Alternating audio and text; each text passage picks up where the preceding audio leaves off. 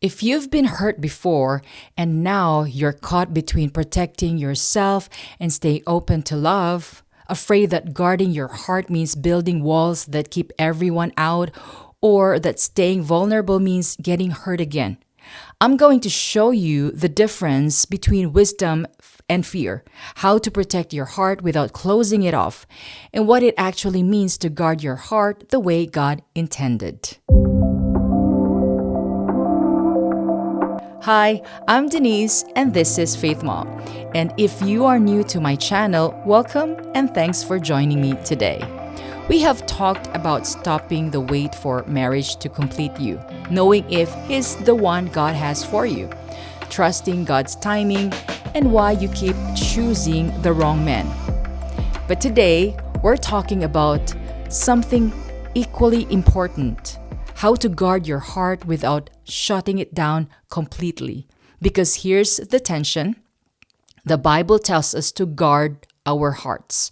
In Proverbs chapter 4, verse 23 says, "Above all else, guard your heart, for everything you do flows from it." But then life tells us to be open, to be vulnerable, to let people in, to take risks and love.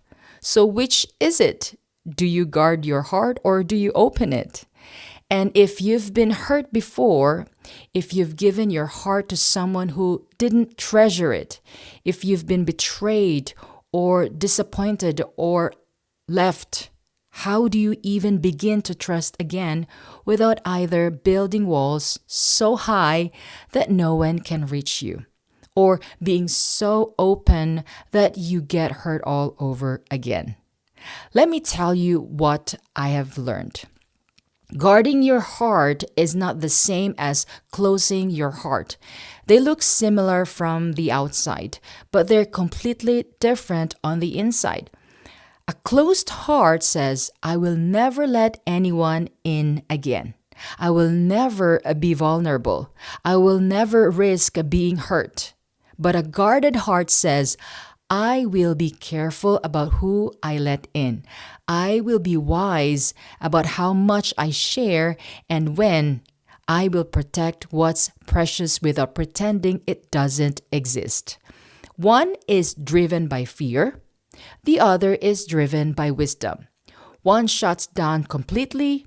The other stays open selectively. One says no to everything. The other says yes to the right things. Now, let me give you an example from my own life. Before I met my husband, I had experiences that taught me to be careful. Not every person who showed interest in me was safe. Not every relationship was healthy. Not every situation was what it appeared to be. I could have responded by closing my heart completely, by deciding that men weren't trustworthy, that relationships weren't worth the risk, that I was better off alone. But that's not guarding your heart. That's imprisoning it. But instead, I learned to pay attention, to watch how people treated others, not just how they treated me when they wanted something from me. To notice patterns, to trust my gut when something felt off, to take time before giving my heart away. That's guarding. That's wisdom. That's what God meant when He said to guard your heart. So, how do you actually do this? How do you guard your heart without closing it, even closing it completely? Now, first, understand that guarding your heart means protecting your emotional and spiritual well-being. It doesn't mean never feeling anything or never getting close to anyone. It means being intentional about who gets access to the deepest parts of you. Think of it like your home. You don't leave your front door wide open for anyone to walk in anytime. But you also don't barricade yourself inside and never let anyone in ever. You lock your door and you choose who gets a key. That's what guarding your heart looks like.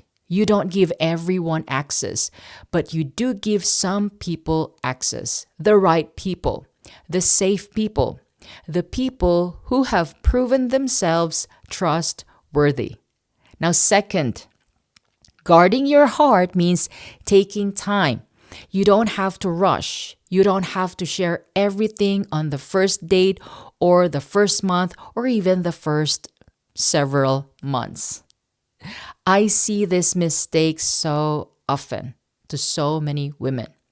Women who meet someone and immediately start sharing their deepest wounds, their biggest fears, their entire life story, and then they're surprised when that person uses that information against them or when the relationship moves too fast and crashes. Taking time isn't playing games, it's being wise. It's letting someone prove who they are over time, not just believing what they say they are in the beginning. If he's the right one, he'll wait, he'll respect your pace, he will understand that trust is earned, not demanded. Now, third, guarding your heart means paying attention to actions, not just words. Anyone can say the right things. I'm a good Christian man. I'll never hurt you. You're different from everyone else. All these things. But what do their actions show? How do they treat their mother, their sister, the waitress at the restaurant? How do they handle conflict? How do they respond when they don't get their way? What do they do when no one's watching? That's very important. Those things tell you who someone really is. And guarding your heart means you pay attention to those things before you fully open up. I watched my husband before I gave him my heart.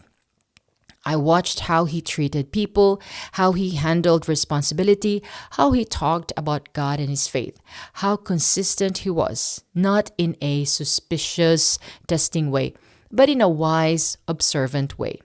And what I saw matched, what I heard, there's a match to what I see and to what I hear. That's when I knew it was safe to open my heart more. Fourth, guarding your heart means keeping your standards not in an impossible, no one will ever measure up way, but in a this is what I need in a relationship and I won't compromise on the important things way. If you need someone who shares your faith, don't settle for someone who just says he's Christian but doesn't live it. If you need someone who's emotionally available, don't convince yourself that you can change someone who's closed off. If you need someone who respects your boundaries, don't excuse someone who constantly pushes them. So remember that. Guarding your heart means you don't lower your standards just because you're feeling lonely or you're tired of, waiting or afraid this is your only chance. No. God's best for you will meet you where your standards are. You don't have to compromise to receive what He has for you. Now, fifth, guarding your heart means listening to the Holy Spirit. That check in your spirit when something doesn't feel right, that's not anxiety. That's discernment. God gave you intuition for a reason. He gave you the Holy Spirit to guide you for a reason. When something feels off, pay attention. When you have peace, pay attention to that too. I have ignored that voice before, convincing myself I was just being, paranoid or too picky. And every single time I regretted it. Every time that feeling was right. Now, I listen. If I don't have peace, I don't move forward, even if I can't explain why, even if it doesn't make logical sense. If I don't have peace, That's God protecting me. That's guarding your heart, listening to God's voice above your own desire for companionship. Now, let's talk about what guarding your heart is not, because I think we have gotten this confused. Guarding your heart is not refusing to be vulnerable ever. Vulnerability is essential for intimacy. You can't have a real relationship without it.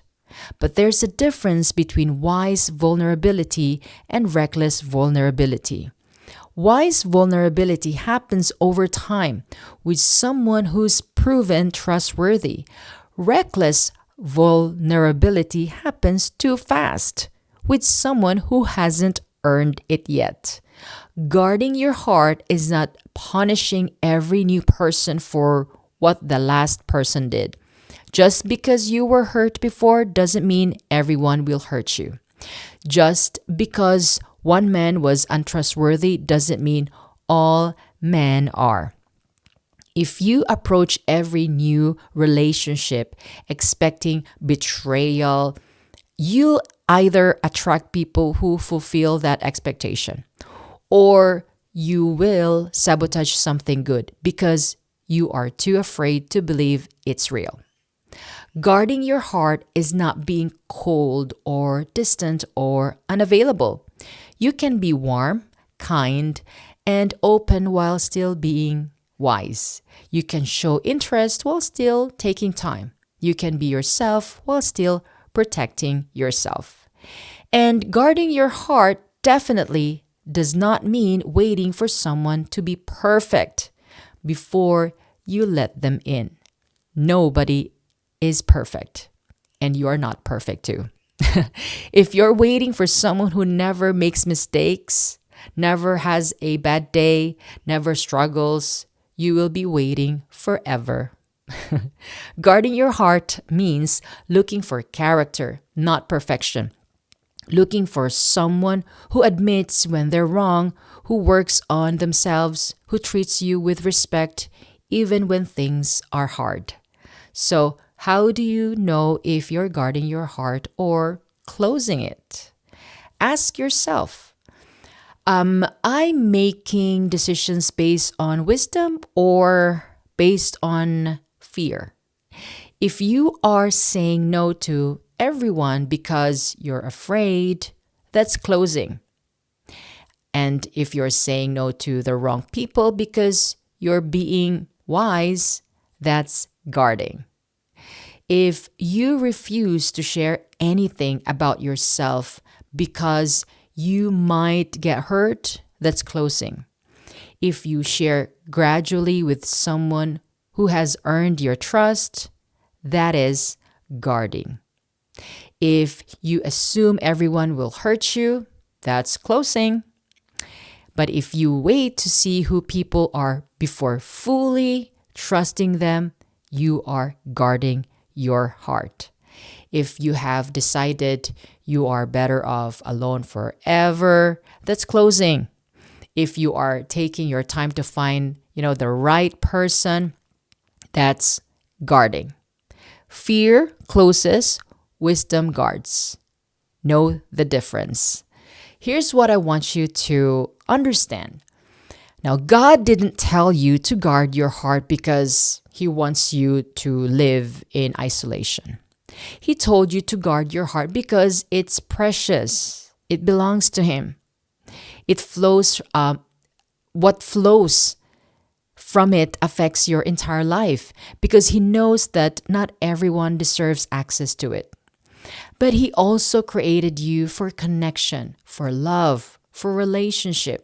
And you can't experience those things without a closed heart. So guard, yes. Be wise, yes.